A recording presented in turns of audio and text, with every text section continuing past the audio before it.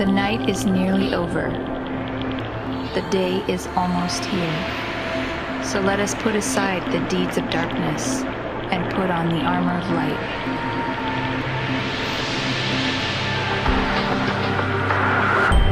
And do this, knowing the time, that now it is high time to awake out of sleep.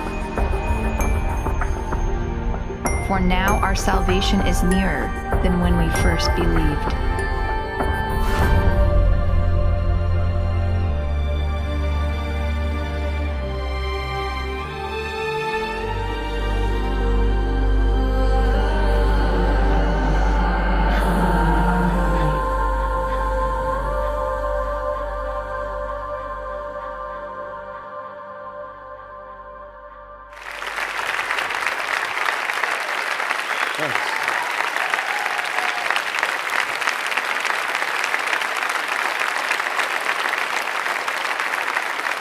Great. Well, his introductions become more difficult to live up to. Terrific. We're going to do something different tonight. We're going to be looking at material that will be quite damaging to Islam. I've spent 30 years confronting Islam, 20 years in London, doing it weekly at a place called Speaker's Corner. And one of the things that comes up over and over again is the problem concerning Muhammad and the Quran. Those are really the two pillars of Islam. Islam falls if the Quran is not true. Islam falls if Muhammad is not a prophet. Christianity falls if Jesus is not God. So on the same token, we're going to be asking these questions concerning Islam. What exactly, or who exactly is Muhammad? And what is the Quran? Where did it come from? What they claim is, first of all, that Muhammad is the last and the greatest prophet. They would say that all the other prophets that came before, every one of them had problems. Therefore, God finally gave his final revelation to Muhammad. He is the greatest, the seal of all prophets. They would say that the Quran was his revelation, sent down only to him, and is the final and greatest revelation. So every other book that has gone ahead has been corrupted. And so when you look at these two books, they would say this book, though we call it a revelation, has been corrupted. This comes and seals it. It is the final revelation. If there's any contradiction between these two books, this one always is the one that abrogates the other. And that's found in two references in the Quran, in Surah Ayah 106 and Surah 16, Ayah 101. That which we give, mansuk, we give something better, nasik. Nasik abrogates the mansuk. So if there is any contradiction, this is mansuk, this is nasik. This is what destroys, according to Islam, anything that disagrees with the Quran. Therefore, Islam is the final religion based on Muhammad's life and sayings, which is known as the Sunnah. Everything he did, everything he said is the Sunnah. He is the example for all peoples, in all places, in all times. And the Quran, his teachings. Now, conclusion, Islam is therefore completely dependent on both Muhammad and the Quran. So let's go ahead and investigate both Muhammad and the Quran and see if indeed the Muslims are correct. This is what Muslims have told us, and this is what I'm going to do now is just look at the classical account. What do Muslims say concerning Muhammad? First and foremost, they say that he was born in 570, that he then got a revelation from an angel, Jibril, while he was in the Hira cave, just north of Mecca. Jibril comes to him while he's meditating and says, Akra, recite. And his response was, Ma akra, I cannot recite. He was squeezed, and then the angel repeats the same order. That happened 3 times. Finally, the angel lets him go. He goes back to Mecca, tells the story to his wife, Khadija. She then gives a test to him, and he passed that test, and then she goes and tells Warqa ibn Nawfal, her cousin, what had happened. And Warqa ibn Nawfal, then, the cousin of Khadija, who was a Christian, stipulates that truly he is a prophet. So it's one of the ironies of history that the person that actually gave the pronouncement as Muhammad is a prophet was a Christian. This is according to their account. In 610 then, those revelations started coming, and if you look at the Quran and you just basically put it in half. Now this Quran, because it's in Arabic, it starts from the right and goes to the left. So for if you just split it in half, the first part of the Quran are what we know as Medina, and the second would be Mecca, the name of the 2 cities where he lived. So this would be Meccan, though it's the latter half of the Quran. This would be Medinan, though it's the first half. It basically says that this part, the latter part, was revealed between 610 and 622, the first 12 years. In 621, he was woken up in the middle of the night, told to get on the back of the winged horse called Burak, there in Mecca, and he flies up to Jerusalem, where in Jerusalem, on the rock, where the Dome of the Rock is built, he then ascends the 7 heavens, meets Allah. Allah tells him to pray 50 times a day.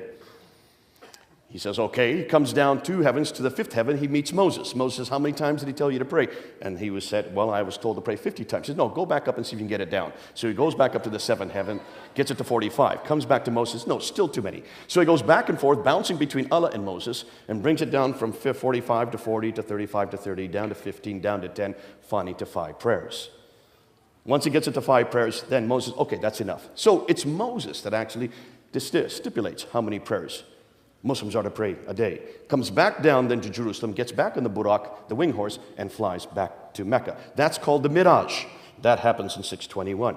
In 622 then, he then moves from Mecca up to Medina. That's called the Hijrah, the Exodus, with about 80, some say as many as 200 followers. And it is because of the problems he's having in Mecca. And then from 622 to 632, the last 10 years of his life, he receives the Medinan material, which is all the first part of the Quran. This material here. Now, there are some Meccan references in Medinan, and there's also some Medinan in the Meccan, but rule of thumb, that's Meccan, that's Medinan. Then from 630, he then goes into Mecca, and he takes over Mecca. He then controls all that central part of Arabia, called the Hijaz, and he dies in 632. Suddenly, some believe he was poisoned. From 632 to 634, Abu Bakr then takes over, rules for 2 years. He dies peacefully. From 634 to 644, Umar then takes over, and he is one of the ones that moves out and starts confronting and basically conquering many of the great cities of the Levant. He conquers Basra, he conquers Baghdad, he conquers Damascus, he conquers Jerusalem, and he conquers Cairo. So the 5 great cities of the Levant are now under Arab control. You notice I'm saying Arab control, not Muslim. You'll see why. That happens under the time of Umar. So by 642, the 5 great cities of Levant are now under Arab control.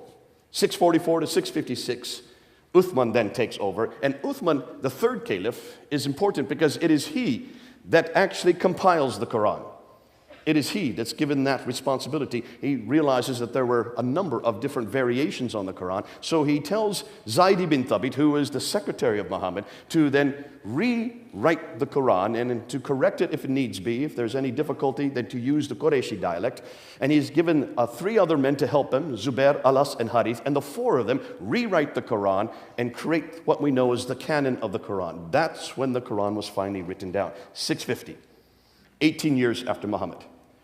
The Quran had not been written down when Muhammad died. It was finally written down at the time of Uthman. Very important, 650. Keep that date in your head. 650, mid-7th century. He is then killed, and then Ali comes to power and rules only for 5 years. Ali is the adopted son of Muhammad. Really, for as far as the Shiites are concerned, the really only legitimate heir to Muhammad. Now that's known, that period, from 622 or 624 up until 661. That roughly 40-year period is known as the Rashidun period. That is the rightly guided caliph period. That is the beginning of Islam. That's the golden period of Islam. That's the classical account.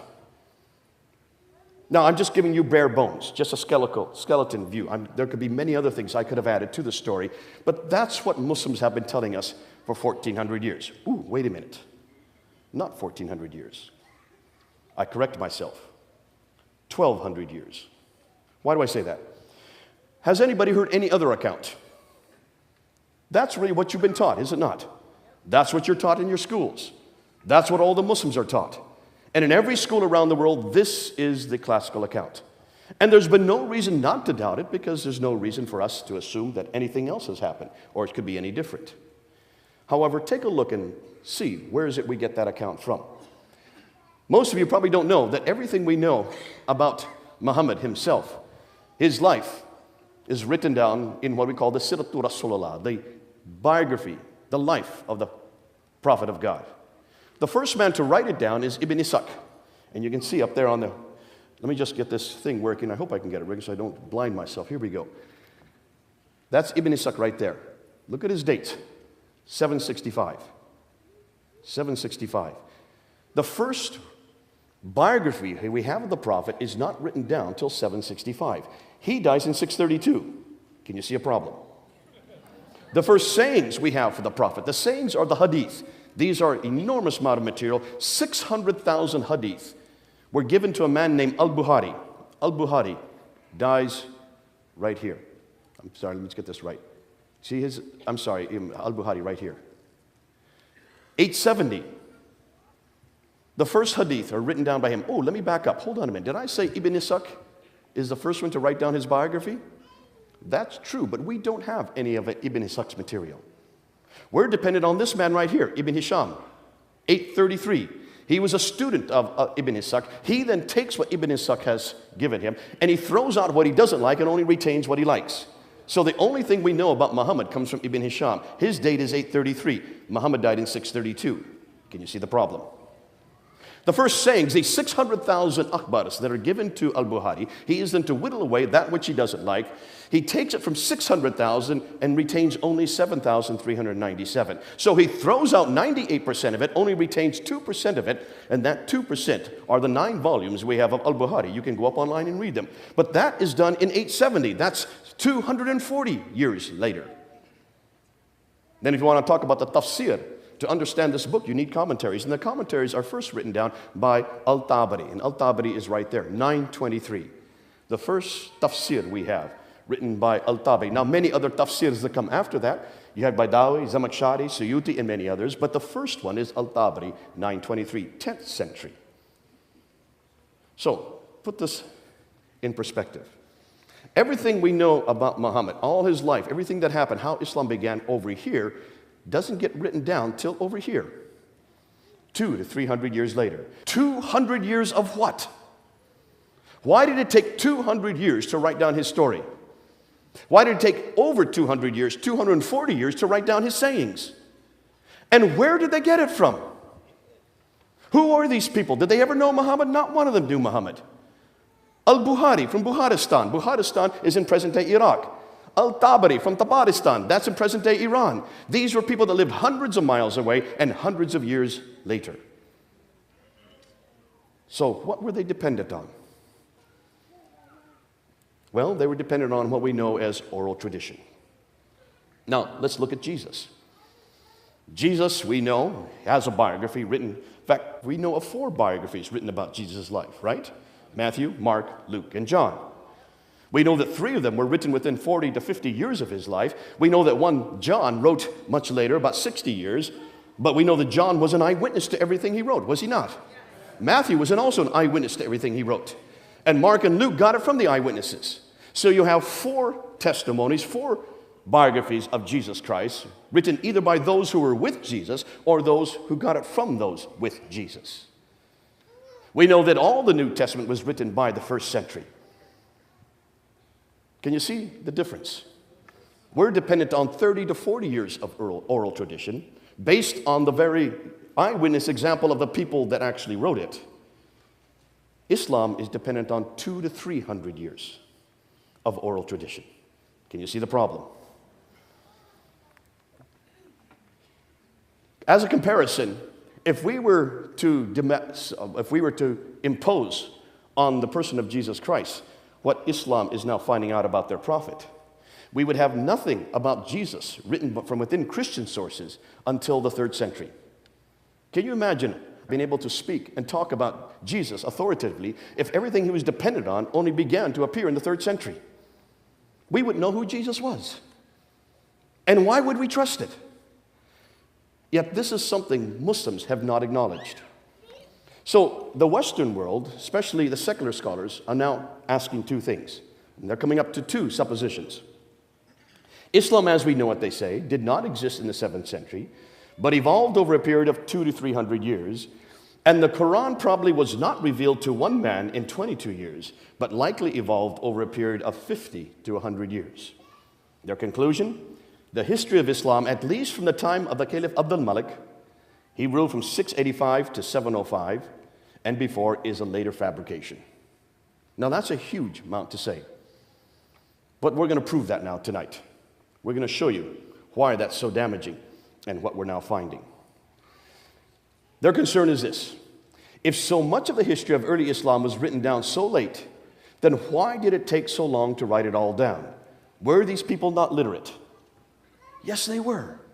Remember, by 642, they had taken over Basra, Baghdad, Damascus, Jerusalem, and Cairo.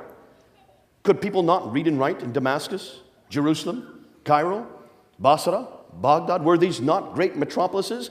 Did they not have a library in Alexandria that was destroyed by fire in the 5th century? Certainly these people could read and write. But more than that, they started moving right across North Africa. By 661, they had taken much of North Africa. They started moving the other direction towards India. And by the end of the 7th century, by the time that Abdul Malik comes to power, they controlled all the way from Spain in the west to India in the east. Are you suggesting no one could read and write in any of those countries? And the Muslims themselves tell us that they can read and write. Because where in the world did this book come from? It's a book. It has words, letters, written down. According to Islamic tradition, it was written down by Zayd ibn Thabit. Who was Zayd ibn Thabit? He was a secretary of Muhammad. How can you be a secretary if you can't read and write? They themselves tell us that this book was written down in 650, under the time of Uthman. So you can't make up that excuse, though Muslims are trying to make up that excuse now. You can't make up that excuse. And where did the biographers get their material from? If it was based on oral tradition, do we trust oral tradition? If I tell you something in your ear and you tell your wife and she tells another woman, by the time it gets to him, what I tell you and what he tells me are two different things. You ever played that game? It's a great game to play. We do it all the time in birthday parties. Chinese whispers, sorry Chinese, or telephone. And this is a game that shows exactly the problem with oral tradition, especially oral tradition, if it's based on someone that's important to your identity, as Muhammad would be. It gets embellished all the way. Therefore, they're asking, can it be trusted? Should we not instead go to the period these events took place? Should we not go back to the 7th century and see what we find? So, what are they finding? Well, let's take a look at that map real quickly. You can see right here, by the time 661, Islam had, I'm sorry, did I say Islam? Ooh, forgive me. The Arabs had already moved out from this part of the world over into this part of the world, all the way up into here. All that land was under their jurisdiction. I'm losing my... Do we have another one of these? I just think I ruined this one.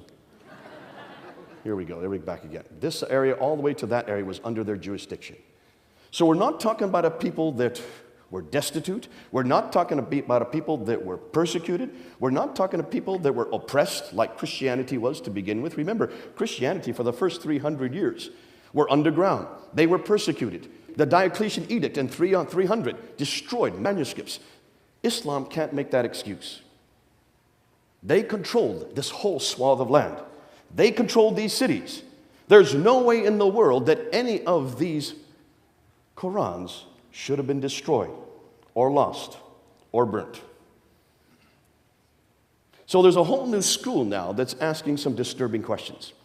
Men like Dr. John Wansborough, head of department at School of Oriental and African Studies, who wrote 2 books in the 1970s, Quranic Studies and Sectarian Milieu. These 2 books that were written in the 1970s blew open this whole notion that Islam began with a man named Muhammad. Dr. Hawting, who I studied there at the School of Oriental and African Studies in the 1990s, who has taken much of John Wansborough's material and has put it down to layman's terminology so we can understand it. Dr. Patricia Corona, who was my supervisor when I began my doctorate there in Cambridge University. Dr. Patricia Corona from Denmark, she can read and write 15 languages, all archaic languages. How many of you can read and write 15 languages? Dr. Andrew Rippon from Calgary University in Canada has probably one of the best books written on how to understand this historical material that you can read. Dr. Robert Hoyland, Dr. Hoyland, who is out of Oxford University. He was my second supervisor when I began. He reads and writes 18 languages. These are linguists. These are people that are going back to the original documents. And that's why they're so dangerous. Dr. Yehuda Nevo, out of the University of Jerusalem, who's probably done the best work on looking at the oldest Islamic, or what we know as Arabic inscriptions. And he's probably done a devastating work we'll talk about a little bit more later concerning what we now know about Muhammad. And then from the German school, Dr. Luning, Dr. Prin, Dr. von Bothmer, Dr. Oleg, from Saarland University in Saarbrücken have probably done the best work on the Islamic or the Quranic manuscripts. And we're going to introduce some of their material tonight. But there have been 2 books and 1 documentary which are paving the way. And these are books you can read. The first one was written by Dr. Tom Holland. Dr. Tom Holland was a friend, still is. He and I went and had dinner back in 2006. I had just done a documentary with him on St. Paul. I told him at dinner afterwards that I'm not really an expert on St. Paul, but that he, as a historian, needs to change gears. Now, this man has written 3 bestsellers in Britain. He's considered to be one of our most celebrated historians in Britain today. He wrote Rubicon, which is the fall of the Roman Empire. He wrote Millennium, the fall of the Byzantine Empire. And he wrote Persian Fire, the fall of the Persian Empire. So I turned to him and I said, hold it, stop and think, Tom. These empires fell in the 7th century. What came next? And he said, well, Islam, of course. I said, exactly. You're the best equipped to write the next chapter. He said, well, what should I do? What is it you're talking about? I said, well, just write this down. So I gave 10 historical challenges in 2006. He wrote them down quickly, and that's the last I heard of Dr. Tom Holland until last year. Someone phoned me and said, have you looked at the Sunday Times? There on the cover of the Sunday Times was that book up there on the right. Written by Dr. Tom Holland, In the Shadow of the Sword, was featured on the Sunday Times. He was going to have a meeting to introduce that book at Oxford University. So I went to that meeting. As soon as I walked in, he came up to me, grabbed my hand. He says, because of you, I wrote this book. He took 6 years to write this book. He went back to Dr. Patricia Coroni. He went back to Dr. Hotting. He went back to all the best scholars in the world. He took their material, and then he wrote it so you can understand it. He has done you all a favor. You need to get that book. Now, it's 400 pages long. Don't read it in one night.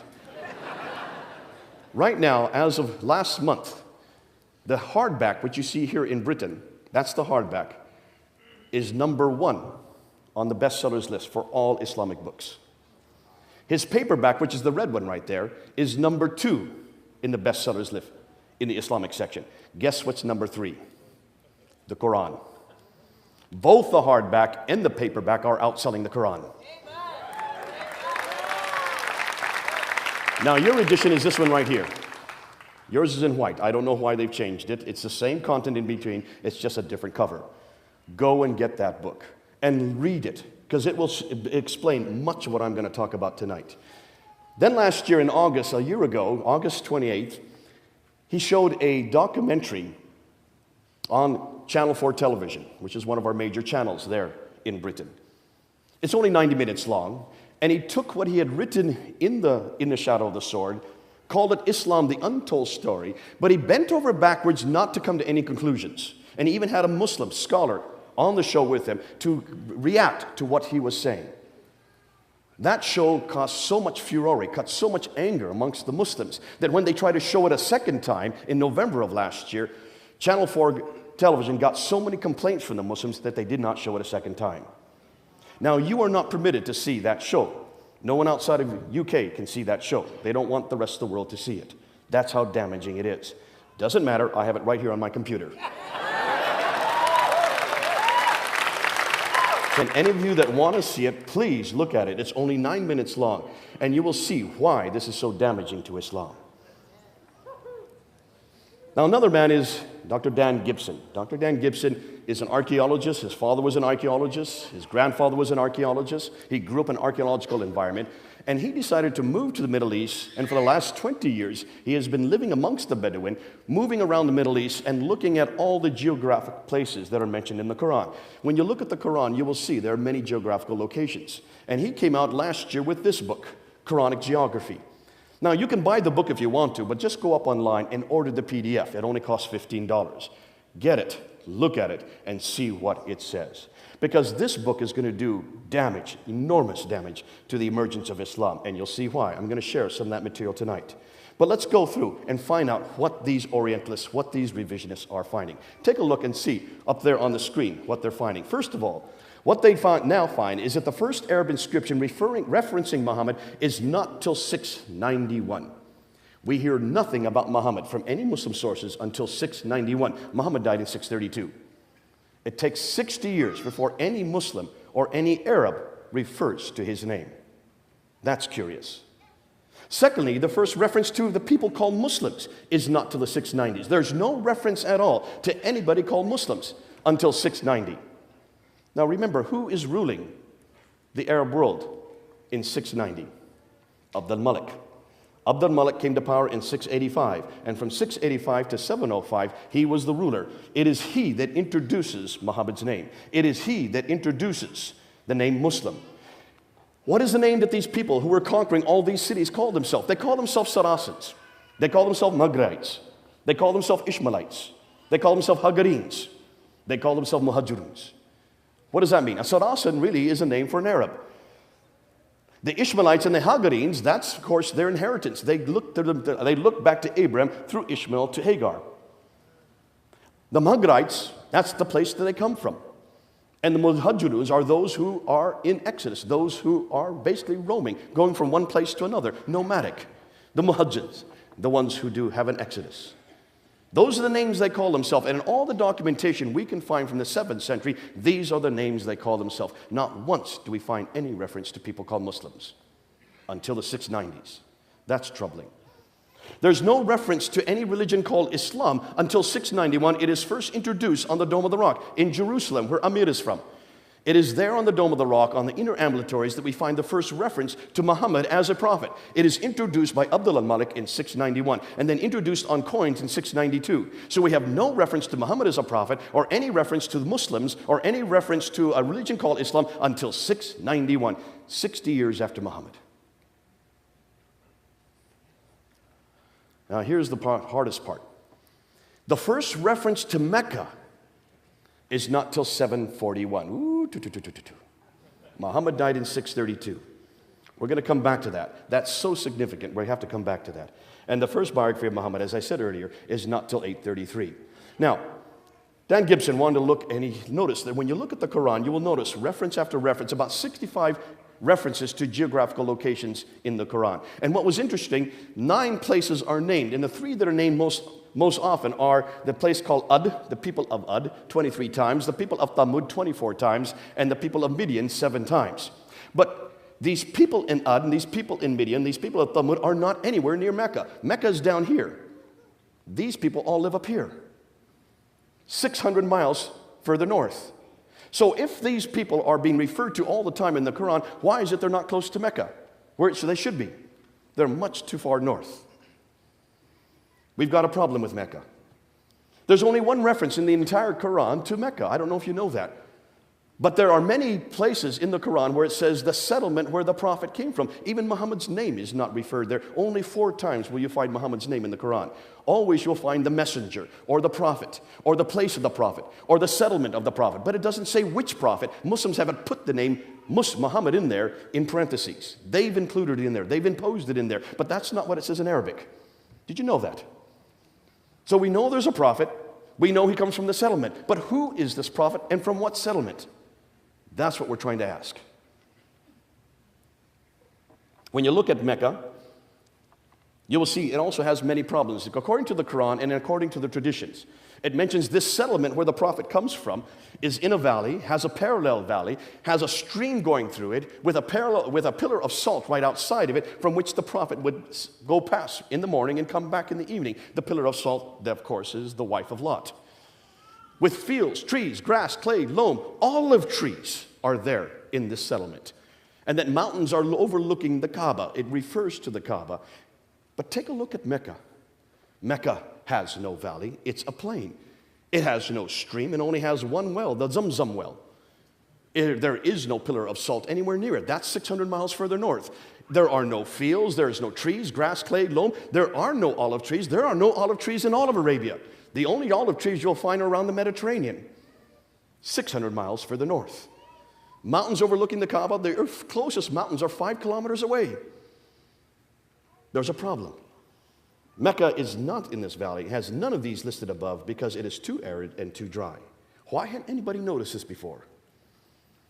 The Kaaba that is mentioned, we are told that it resides in the mother of all settlements, but doesn't say where that settlement is.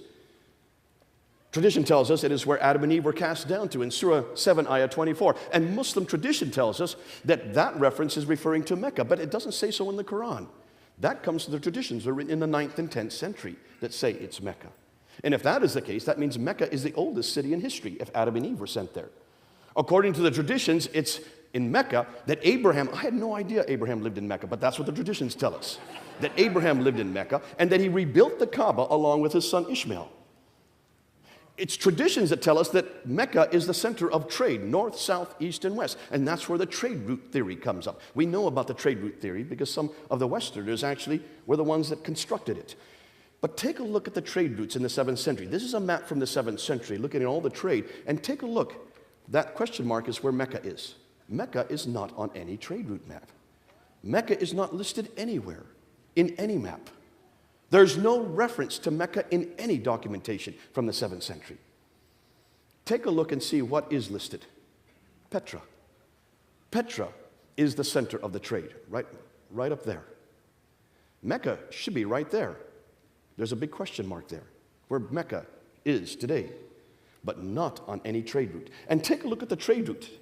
This map here, Dr. Patricia Corona looked at, and I hope this, I'm having a little bit problem with my pointer, but let's see if this works. All the trade was coming from India and China over in here. And of course, they could have gone this direction to get over to the Mediterranean world, but you have mountains. They have the Himalayas and the Hindu Kush. So they had to take the trade across the Arabian Sea here from the western coast of India. And usually they went up through the Persian Gulf and then over into the Mediterranean world. But then there were big wars between the Sassanids, who were the Persians, and the Byzantines, who were the Christians. And they were warring at each other for about 200 years in the 5th, 6th, up to the 7th century, which meant that all the trade had to be redirected down through the Arabian Gulf, Arabian Sea, over to Aden, down here in the south, taken off board ship, and they went across on this line, going right up through Najran, Sana, up to Taif, then according to Islam, down to Mecca, up to Yathrib, which is the archaic name for Medina, and up to Tabuk, Khaybar, and on up to Gaza in the north. That's the trade route theory. Have you all heard this theory before? Every Muslim tells me about this theory, and every Orientalist has said that's the trade route theory. That's what made Mecca rich. My 10-year-old son saw a problem with that theory. See if any of you can see a problem. Don't look at me, look at the map. Do you see a problem? Does anybody see a problem with that theory? Mr. Navy man, you should know it right away. There you go, the Navy man gets it. There's a sea going right up the west coast. Why didn't they keep it on board ship? That's 1,250 miles by sea. Remember, Dr. Patricia Crone found that you can go 50 miles by land for the same price as 1,250 miles by sea. It's much cheaper to go by sea. That's why we even do it today. All the cars that you're driving out here that are Toyota, that are all the other products that are coming from China do not come overland, they all come by sea. Because it's prohibitively expensive to take it overland. You've got to protect it. You've got to maintain the camels. You've got to feed them. You've got to also make sure that no dacoits come and destroy your goods. Therefore, why in the world would they take all their goods off board there at Aden? Patricia Corona asked this question in the 1980s, and she wrote a book in 1987 called Meccan Trade and the Rise of Islam. She wrote it while she was head of department at Cambridge, at Oxford University. That book, read it. Basically, she asked a very good historical question. If there was trade going across here, why is it no one took a look at this map? Because right there in Taif, the trade route comes down off the plateau. All of these places, Najran, Tabuk, Khaybar, Taif, Yathrib, they're all on the western plateau. Mecca is not on the western plateau. It's off the western plateau 1,000 feet. From Taif, you have to go down 1,000 feet to get Mecca and then come back up 1,000 feet to get to Yathrib. Why had no one noticed that before? She said, this doesn't make any sense. So therefore, reading and writing 15 languages, she went back to all the original documents. She went back to all the trading documents from the 2nd, 3rd, 4th, 5th, 6th century. She went back to all the historical documents. She went back to Cosmas, to Theodoretus, to Herodotus. He went back to all these historians who were writing in around this part of the world, and she noticed that they all refer to trade going all the way to India, but the trade was all coming from here, in Africa.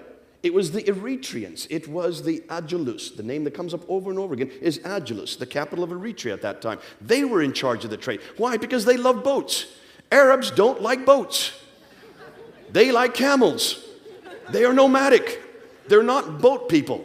No wonder there was no names, no Arab names whatsoever here on the west coast of India. All the names were African. It was the African sea trade that controlled all the trade. So therefore, she asked, well, then what do we know about Mecca? Therefore, what was the importance of Mecca? She scoured all the books. She couldn't find any reference to any place called Mecca until 741. 741. Muhammad died in 632. That's over 100 years before the first reference she could find of Mecca, and that was found in the Apocalypse of Pseudo-Methodius Continuato Byzantia Arabica. That's a big title. I'm glad I don't have to say that too often. 741. And the first map that showed Mecca on it was not till 900. No map before 900 had Mecca on it. If you don't have Mecca, what are you going to do with the Qibla? Now, the Qibla is a direction of prayer that every Muslim must pray. They must pray towards Mecca. They must pray towards that building right up there. They must pray to the Kaaba, which is right there. There is the sanctuary today. That's what it looks like today. Here are the thousands, millions of people who go to Mecca to do the Hajj every year. 2 million every year. Every Muslim knows that they are to pray towards Mecca. Why? Because it is written in the scriptures, in the Quran, in Surah 2, ayah 145 to 190, 145 to 149, that the direction of the Qibla was changed to Mecca in 624. So 624, every mosque must be facing Mecca. More than that, if you're praying anywhere around the world, you will notice that when you go to a mosque, you have a mihrab, this little structure here that shows where the direction of prayer is. When I was in Kuala Lumpur, in my hotel room, there was the Qibla right there on the wall, showing me what direction to pray while I was there in Kuala Lumpur. Today, they use these kind of instruments, and now today, we use an app on an Apple phone. So you can always find where you're to pray. Doesn't matter where you are in the world. You always know where Mecca is. The Qibla is sacrosanct and has been canonized since 624. So that means every mosque should be facing Mecca, right? Because there were no mosques before 624. Remember, Muhammad died in 632. They didn't move out of Mecca and Medina until 638, when they started taking over Basra, Baghdad, Damascus, Jerusalem, and Cairo. So there were no mosques prior to 624. Every mosque after 624 should be facing Mecca. Well, Dan Gibson wanted to ask that question. And so he therefore decided to look at the earliest mosques.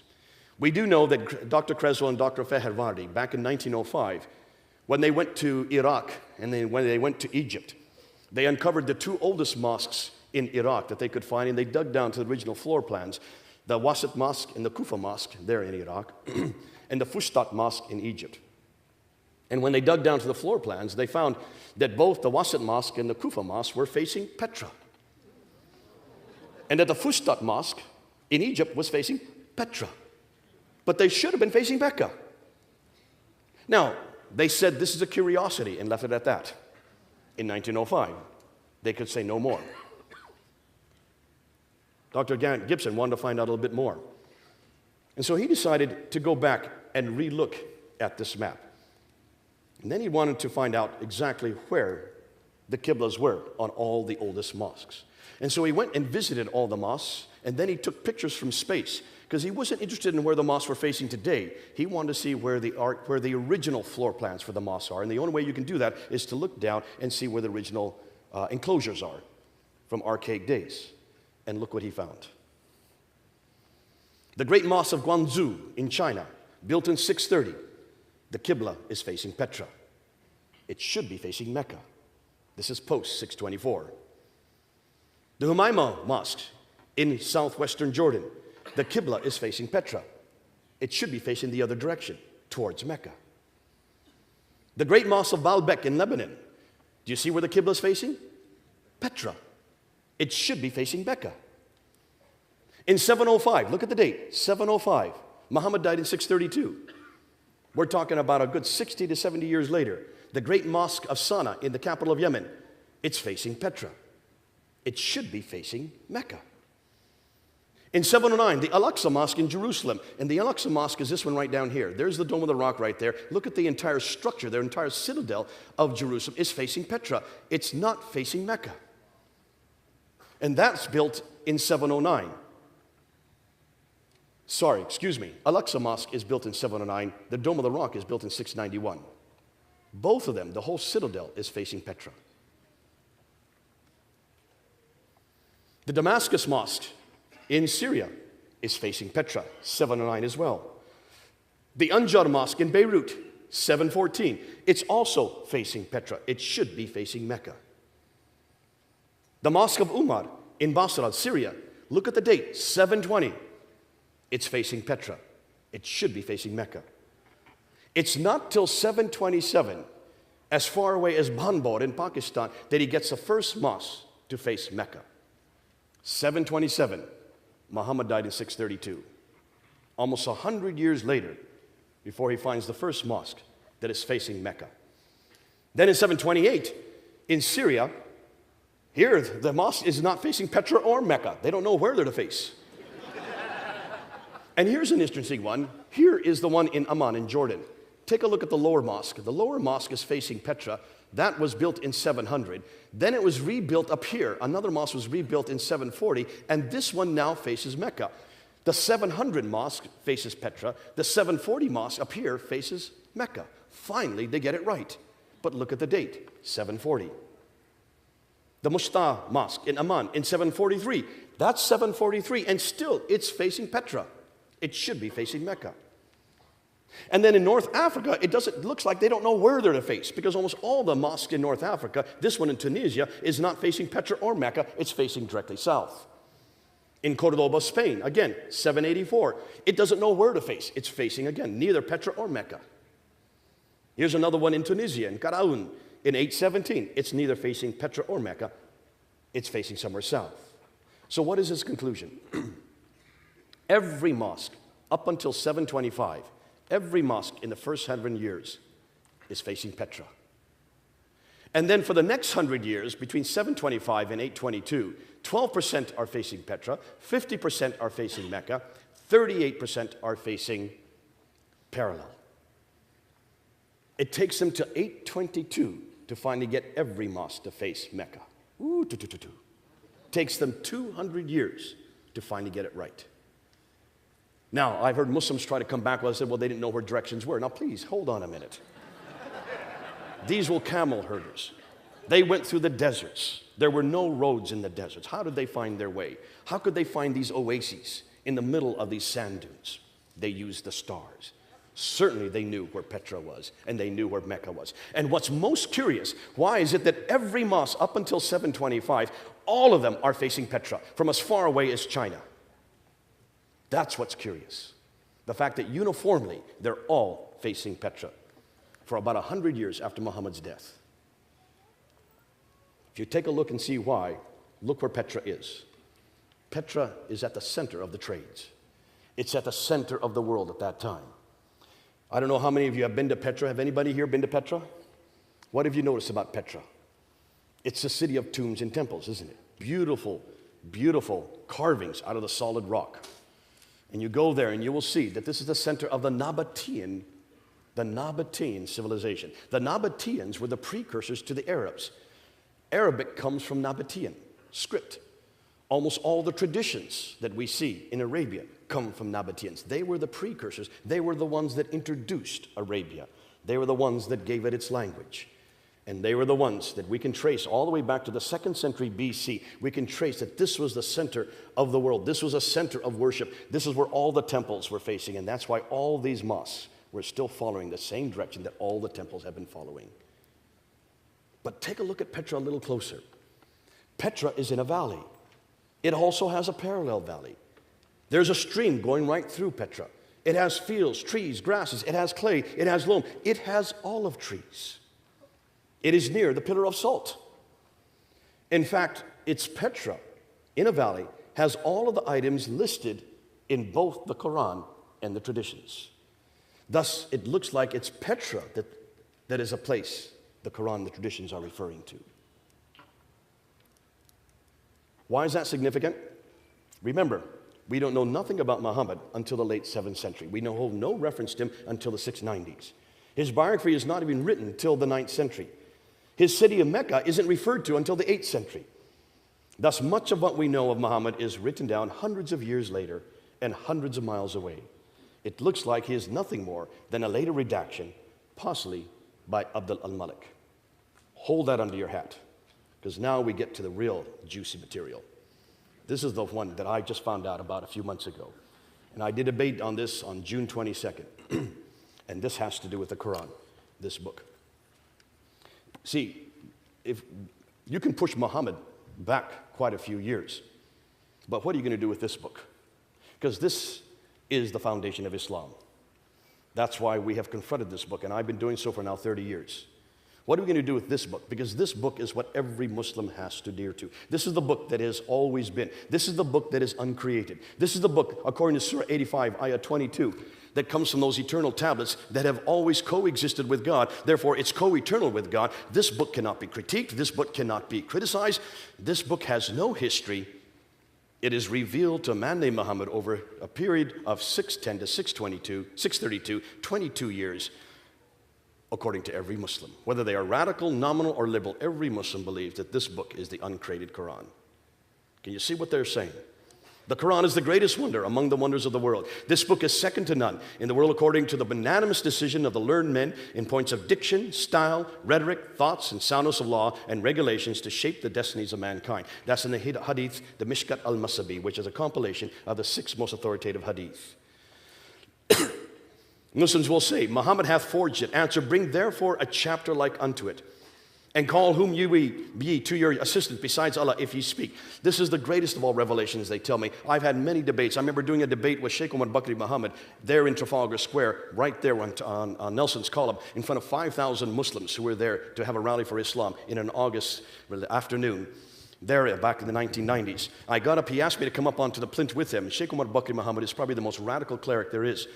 And we had a debate, impromptu debate for about 45 minutes in front of all these thousands of Muslims on the Quran itself. And after about 45 minutes, he finally turned to me and he said, well, listen, if you don't like the Quran that much, then bring therefore a chapter like it. Show me anything that can equal this book. It is the greatest of all revelation. It has never been created.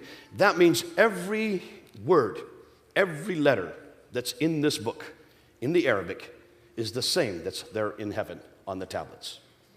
It has no history. It has no human intervention. It was sent down word for word by Jibril to a man named Muhammad who could not read or write. That's curious. And finally written down 18 years after Muhammad was dead. That's even more curious.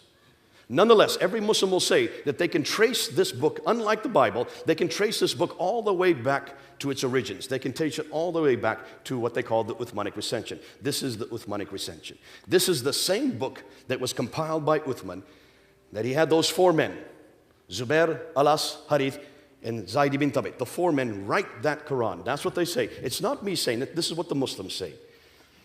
When was it written down? According to Al-Bukhari, and this is what Al-Bukhari's written. You can see it on the right there. This is the translation on the left. That Uthman in 650 did not have the entire corrected Quran text at hand, as Al-Bukhari admits. A large part of the Quran may be lost. For he then orders 3 to help Zayd ibn Thabit, Zubair, Alas, and Harith, to revise the codex, which was given to Hafsa, the daughter of Umar, and correct it where necessary, even recalling a verse, chapter 33, verse 23, which had been missing from the original text. Isn't that curious? Uthman then takes Hafsa's Quranic manuscript and has the 4 compilers rewrite the text. And in case they disagreed, they were to write it in the dialect of the Quraysh, and ordered that all the other Quranic materials, whether written in fragmentary manuscript or whole copies, be burnt. Why would you burn manuscripts? Unless they disagreed. He then sent every Muslim province 1 copy of what had been copied. And that's what Muslims have told me for 30 years. And that's what you've heard. That 4 copies were then made of the original Quran. 1 was left in Medina, 1 was sent to Basra, 1 was sent to Baghdad, and 1 was sent to Damascus. Have you heard this? Every Muslim will tell you this.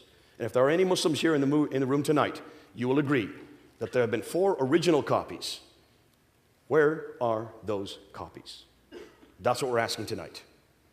Where are those copies? And I've asked this for 30 years. And in every debate, I've asked, where are those copies? Now, Muslims always tell me that 2 of the copies still exist today. One is called the Topkapi manuscript, which is in the Topkapi Palace, there in the Topkapi Museum in Istanbul, in Turkey. And the other is called the Samarkand manuscript, which is in Tashkent, in Uzbekistan.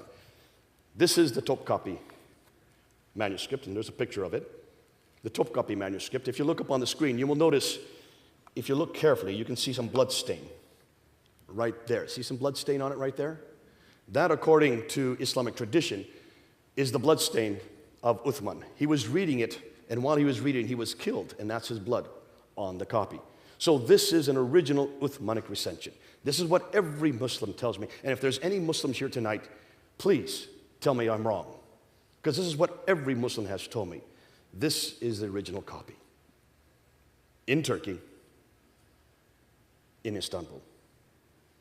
And there's been no reason for me to disagree because I've never been able to look at it.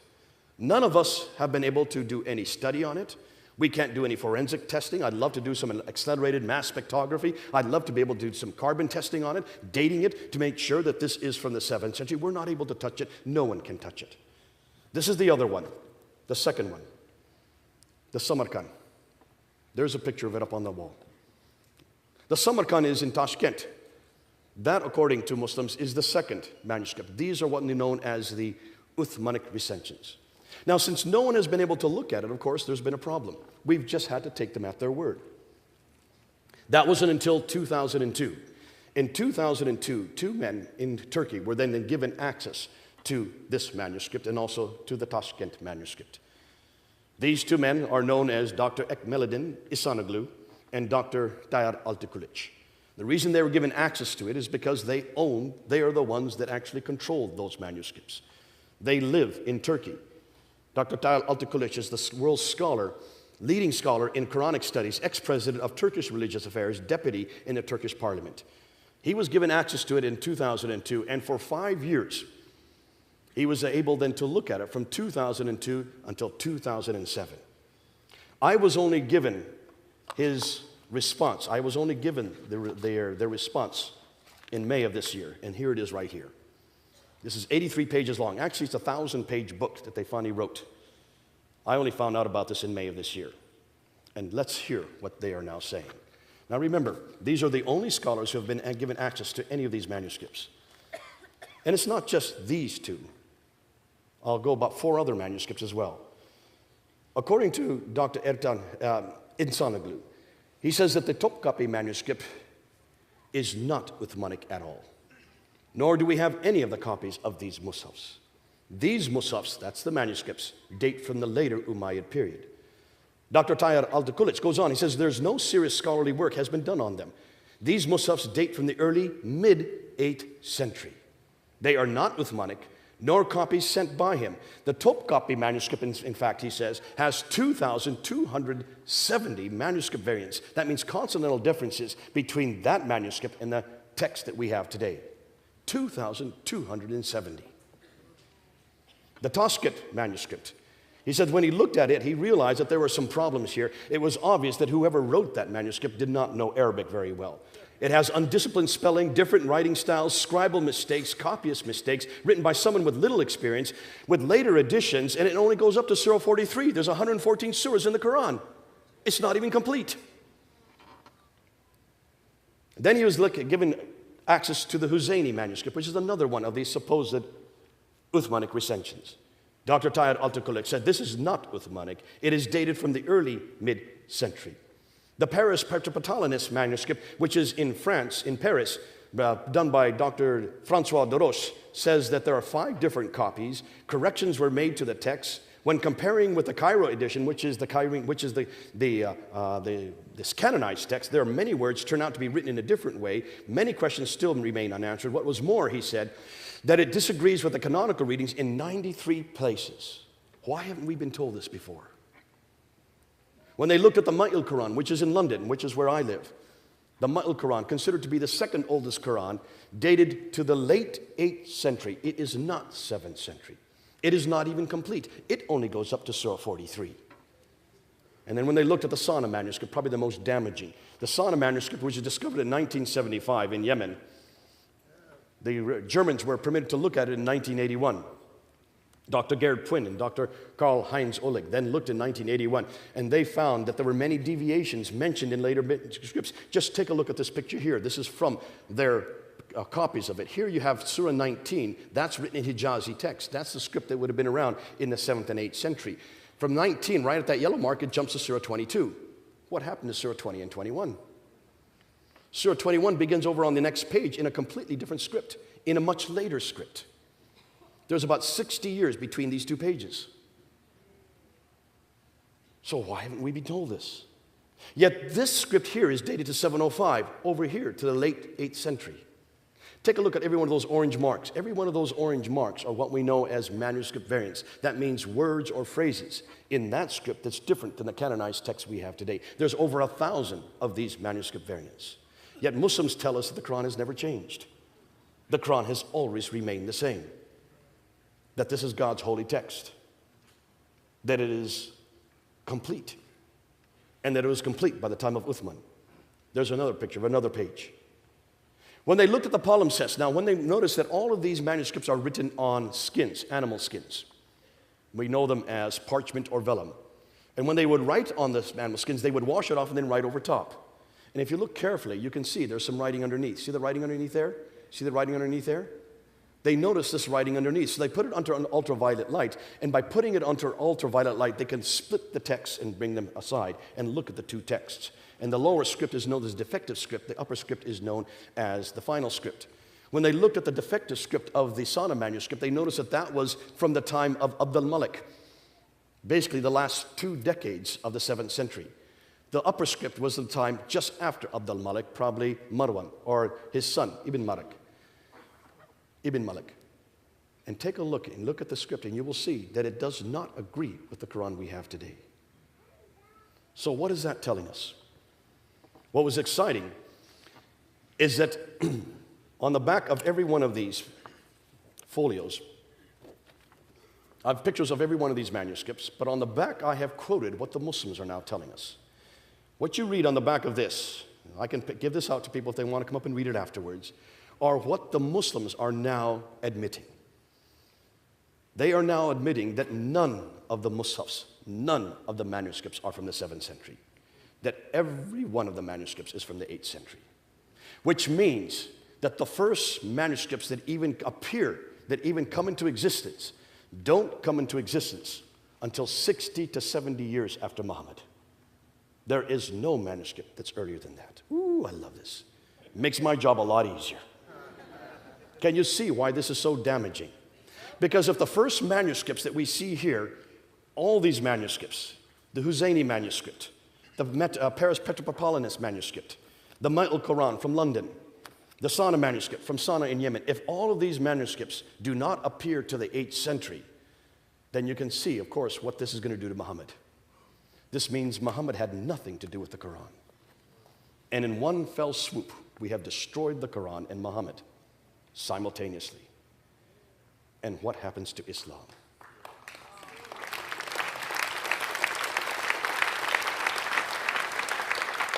Now, I introduced this in June 22nd, the first time I'd heard about this, because I had always assumed that these Qurans began with Uthman. It wasn't until May of this year that I found out different. I went to this debate and I introduced it at the debate. The debater, Adnan Rashid, who's considered probably one of the best debaters in Britain today, had no response. He held up a coin. He says, Mr. Smith, if you don't believe that the Quran existed in the 7th century, take a look at this coin. There you can see the name of Muhammad written on it. There you can see the Shahada. I said, exactly. Do you know who made that coin? His name is Abd al-Malik. You just made my point. He introduces that coin in 691. I've just got done saying that. It is he that introduces Muhammad as a prophet on that coin and also on the Dome of the Rock. It's Abd al-Malik who is the one that creates and begins the first Quran. It's Abd al-Malik, the one that names who the prophet's going to be. It's Abd al-Malik who is one that introduces the name Muslim. It's Abd al-Malik who introduces the name Islam. It all begins with Abd al-Malik. You're going to hear this name more and more. And have you noticed that all the mosques are facing Petra until immediately after Abd al-Malik, and then they start to face Mecca? It all begins with Abd al-Malik. So who is Abd al-Malik? He was the caliph from 685 to 705. He is the one that is known as the great Arab reformer. He takes and creates an identity for Arabs. And what do you do when you try to create an identity for Arabs? Remember, they had already taken over Basra, Baghdad, Damascus, Jerusalem, and Cairo, these cities that are all over the Levant. They had now taken over all of North Africa, gone all the way to India in the east and Spain in the west. This they did by the end of the 7th century. But all their traditions were dependent on Judeo-Christian prophets. All their traditions come in the line of Isaac. And they're not from that line. They needed a prophet who comes from Ishmael. So what do? You create a prophet.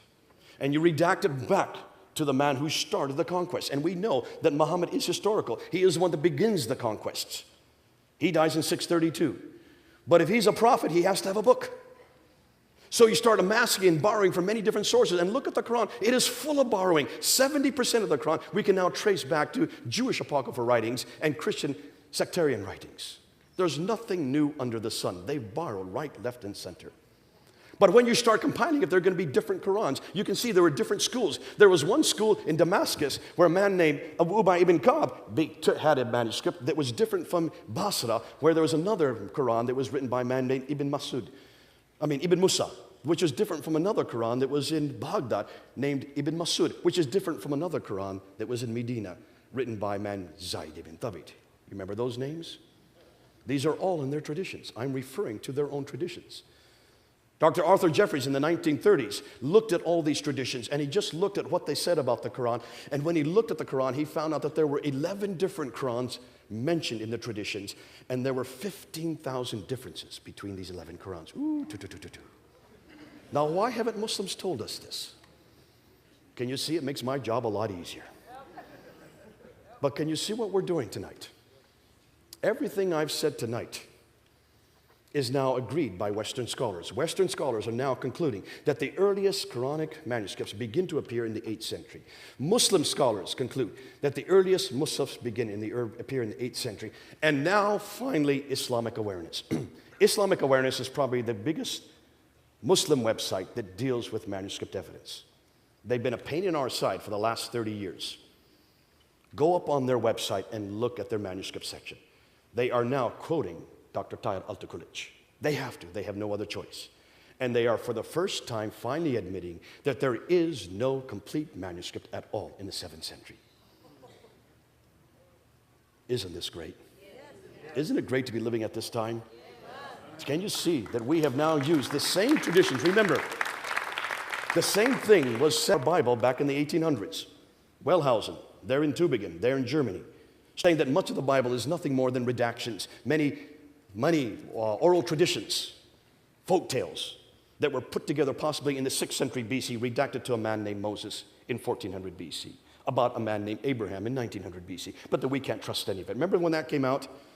And there was a documentary hypothesis, and then there was the redacted criticism, there was source criticism, there was literary criticism, higher and lower criticism, and by 1905, this had moved down into the seminaries, had come down into the churches, and all across Europe, the churches were decimated. Destroyed the church by 1905. So that today in Europe, only 5% of people go to church.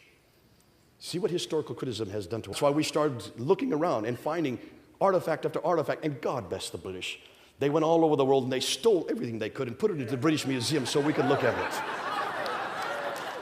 And if you come to London, I will take you to the British Museum, and you've got to see all the artifacts in the British Museum from the Assyrian period, the 9th and 8th and 7th century BC, from the Babylonian period, from the 7th and 6th century BC, up into the Persian period that supports 1st and 2nd Kings, 1st and 2nd Chronicles, 1st and 2nd Samuel. Come and see how it supports the book of Genesis, the book of Jeremiah, the book of Daniel. Oh, it's beautiful. All of it using the same criticisms that we've asked of Islam. There has not been one piece of evidence that has now been found that controverts one properly understood biblical statement. Amen. We have passed the test.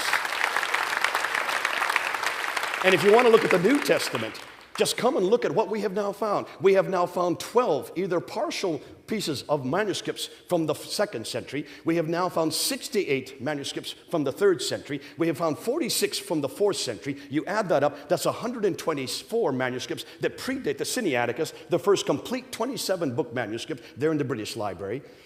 If you look at those 124 partial manuscripts, you can reproduce the New Testament many times over. And that's 300 years before the Quran even came into existence. We have 230 manuscripts that predate the 6th century. That's 100 years before the Quran even came to existence. What did I say came into existence? Oh, excuse me, the 8th century.